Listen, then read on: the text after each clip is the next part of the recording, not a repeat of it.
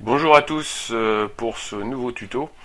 Aujourd'hui on va parler des nouveautés dans les fenêtres d'exécute qui sont apparues avec la 1.7.4.4 et que vous pouvez retrouver dorénavant dans toutes les bêtas. Alors principalement les améliorations qui ont été apportées concernent les fenêtres d'exécute et notamment l'ajout de fonctions qui vont permettre d'agir beaucoup plus largement en mode live, busking, que précédemment. Alors le principe en est simple. J'ai donc 4 groupes de machines dans mon rig là. Là j'ai des pointes, là j'ai des Macora, des Viper et les BMFL en fond. Ok. Donc, commençons par les BMFL.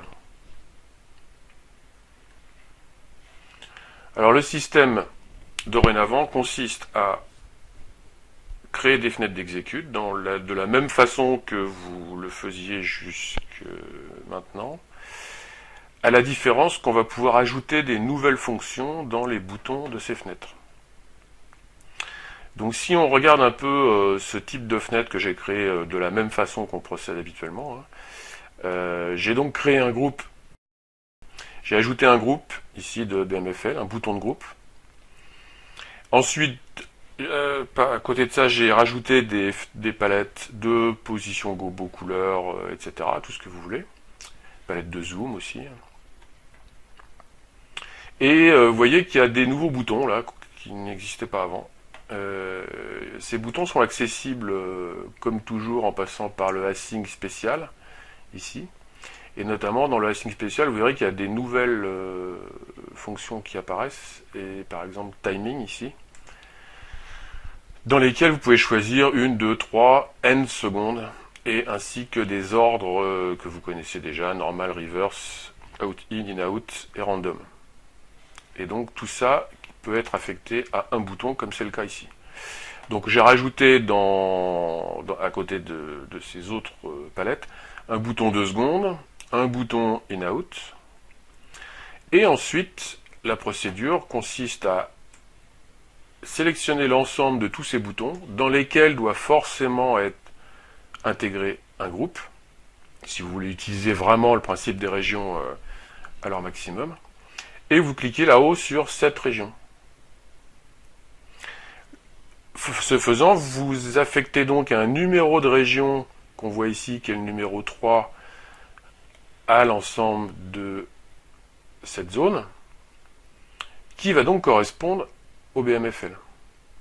Donc en réalité, si on regarde maintenant, vous voyez que j'ai en dessous créé une autre zone avec des Vipers, dans laquelle j'ai mis aussi d'autres palettes de zoom, de couleurs, de gobo, etc. Des boutons de temps, des boutons de direction. Et eux, tout cet ensemble-là a pris donc la région 1. Donc l'assignation du numéro de la région est automatique. Quand vous cliquez sur cette région, il va en allouer un automatiquement qui est libre dans la fenêtre d'exécute dans laquelle vous êtes. Ce numéro de région est propre à la fenêtre d'exécute, ce qui veut dire que dans une autre fenêtre d'exécute, vous pourrez de nouveau avoir une région 1, 2, 3, etc.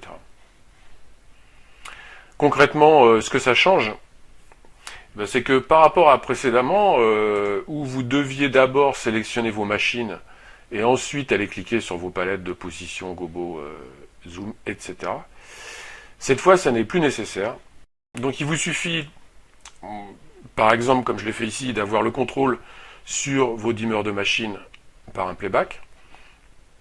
Et à partir de là, dès lors que vous allez cliquer dans la région dans laquelle figure le groupe BMFL, tout ce que vous allez faire s'applique au groupe BMFL, sans avoir de sélection préalable à effectuer. Donc vous voyez que si je me mets en zoom large, et puis que je mets un gobo, etc., j'agis directement sur les BMFL, sans avoir besoin de le préciser, puisque tous ces boutons que j'active sont dans une région dans laquelle figure le groupe BMFL. C'est le seul critère absolu pour lequel le système peut fonctionner de cette façon. Alors après, on peut lui adjoindre des fonctions nouvelles, comme on disait, par exemple les notions de timing. Donc là, si par exemple je mets 2 secondes et que maintenant je passe en zoom serré, vous voyez que l'ensemble de mes machines va se resserrer en 2 secondes. De la même façon, si j'active le bouton In-Out et que je repasse en zoom large, là cette fois je vais bien partir du centre et en 2 secondes effectuer l'ensemble du changement de mes gobos.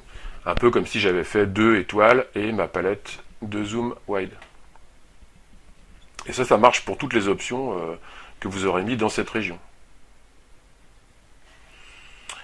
Bien, donc ce qui fait que vous pouvez assez facilement passer d'une commande à une autre. Vous voyez, là j'envoie directement ce qui se passe au niveau des BMFL. Maintenant j'ai besoin de mes pointes par exemple. Là j'envoie mes pointes. Pardon, je ne les ai pas dans cette fenêtre là, c'est un mauvais exemple. On va prendre les Vipers que j'ai dans cette fenêtre où j'ai une région qui les concerne.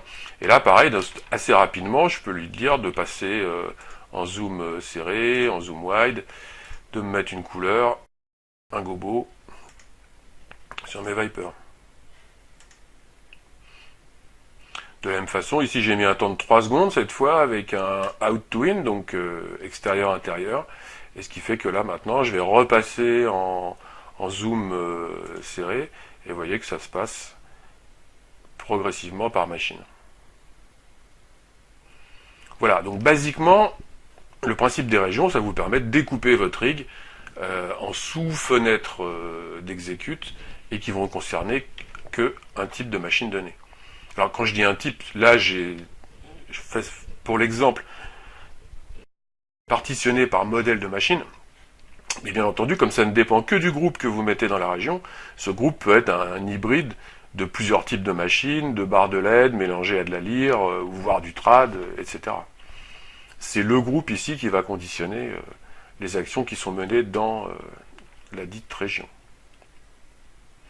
Donc voilà de base l'avantage que procurent les régions. Maintenant, si on va sur la deuxième fenêtre d'exécute, où là on a rajouté des choses un petit peu plus élaborées. Donc on reprend à l'identique ce qu'on a vu précédemment.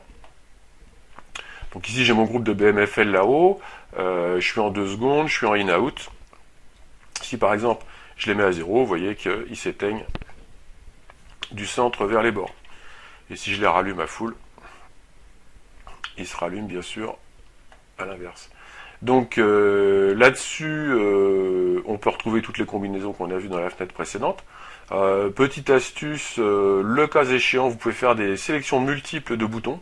Avec la touche contrôle enfoncée, vous allez sélectionner, alors là dans notre cas par exemple le zoom large, on va prendre du rouge et on va mettre un gobo. Donc là j'ai bien sélectionné 3 cases avec la touche contrôle, je relâche contrôle et j'appuie sur Enter. Et vous voyez qu'en fait il réalise les 3 boutons en même temps, un peu comme un préload de QStack. Et bien sûr quand je fais un clear, là vu que mon bouton 2 secondes est actif, si je fais un clear, tout va être, donc mon programmeur va être relâché en 2 secondes. Après vous avez des nouvelles fonctions supplémentaires à tout ce qu'on a dit, donc on a vu le timing. Vous avez aussi une partie FX. Alors pareil, quand vous allez dans le async spécial, vous avez maintenant ici un onglet FX qui vous propose différents types de chase ou de color flicker que vous pouvez sélectionner d'ici. Alors ce sont des effets assez simples, mais qui vous permettent d'agir rapidement pour faire du busking.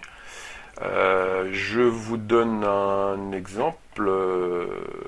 Alors on va tout clearer et on va garder que les Vipers.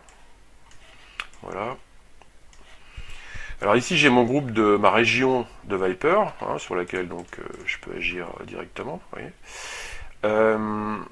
Si par exemple je me mets en rouge, donc la couleur de base de mes Vipers est en rouge, et je me suis mis dans cette région des boutons spéciaux, ceux que je viens de vous montrer dans Async spécial onglet FX, où je peux lui dire set color 1, ça veut dire je vais lui demander une couleur sélectionnée, par exemple jaune.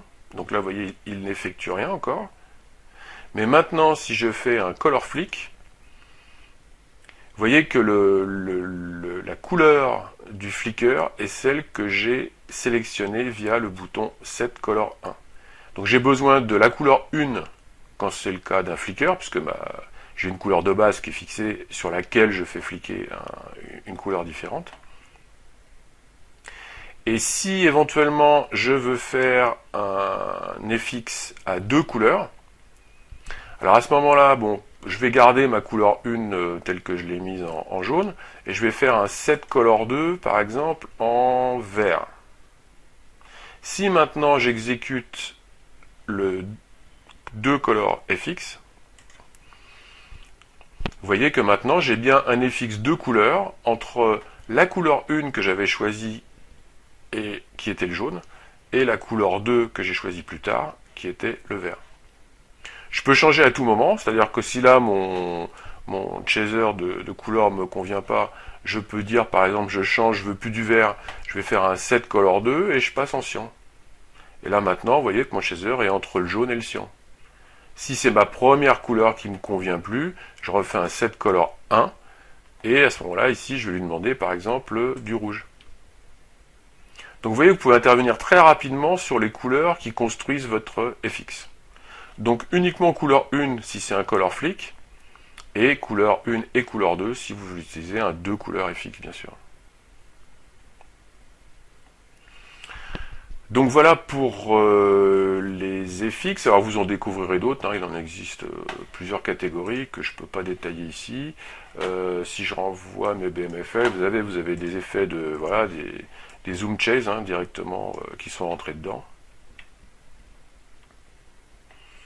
Vous pouvez aussi faire intervenir des parts. Alors si par exemple je reprends mes BMFL et on va faire donc un white flick. Alors je vais me mettre en rouge et là vous voyez j'envoie un white flick. Donc j'envoie donc là la couleur est fixe hein, puisque c'est forcément un flicker en blanc par-dessus. Mais vous voyez qu'ici je peux rajouter un bouton part 3. Hein. Alors vous avez le choix part 2, part 3, etc. part N. Et là, si j'appuie sur le bouton part 3, bah, vous voyez que j'agis exactement comme dans ma fenêtre de FX quand je modifie le nombre de parts, à savoir que maintenant j'ai deux sous-effets en réalité de 3 machines, hein, puisqu'il y en a 6 en tout là. J'ai donc deux effets de 3 machines qui se répètent à l'identique. Voilà, donc vous voyez que ça vous donne un assez grand nombre de possibilités de réglage. Ici, je me suis fait un bloc ici au milieu donc général.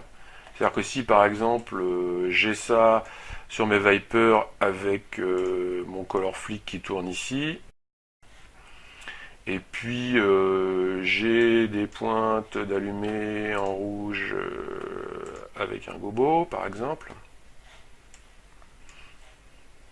Alors si je passe ici en view execute, vous voyez, je retrouve donc l'affichage de mes grands masters que j'ai affectés ici dans ma fenêtre d'exécute.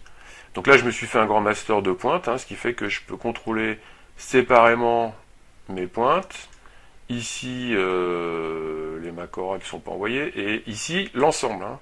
Vous voyez qu'ici je maîtrise l'ensemble de mon ring. Que je peux clearer, donc là si je fais un clear ici, c'est un clear général. Je l'ai affecté celui-là à cette région-là, donc le clear ici. Alors lui va agir dans le temps qui est éventuellement actif dans cette fenêtre. Donc là si je clear, il va donc clearer le tout en 3 secondes. Ce qui n'est pas très heureux avec les pointes.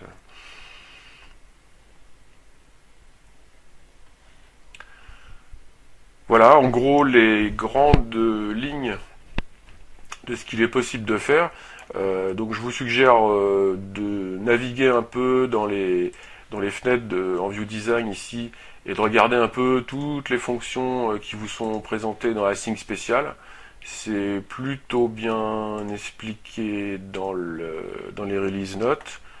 Dernier point, il y a aussi maintenant la possibilité d'afficher l'heure du système, en gros. Alors en gros, ou pas, suivant évidemment la taille des cases et donc le nombre de cases que vous avez défini dans la grille.